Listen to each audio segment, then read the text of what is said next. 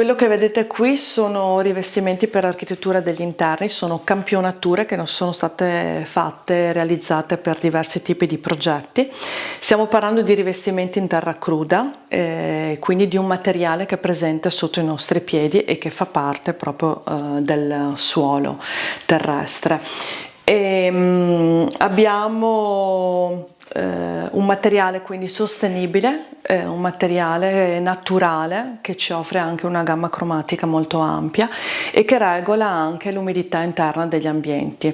È stato utilizzato da sempre e possiamo trovare architettura di terra in svariati luoghi del mondo, non soltanto nei luoghi più caldi ma anche nei luoghi in diversi tipi di luoghi con caratteristiche diverse.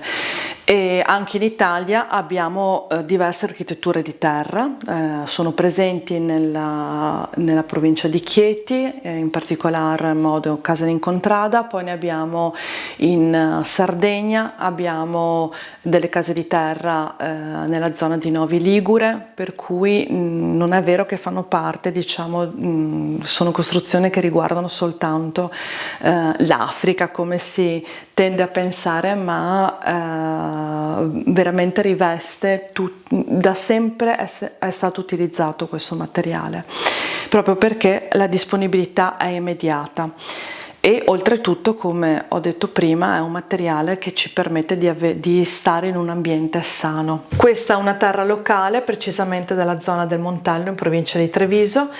La materia viene frantumata e poi in base dei test si capisce la quantità di sabbia da aggiungere o di fibra.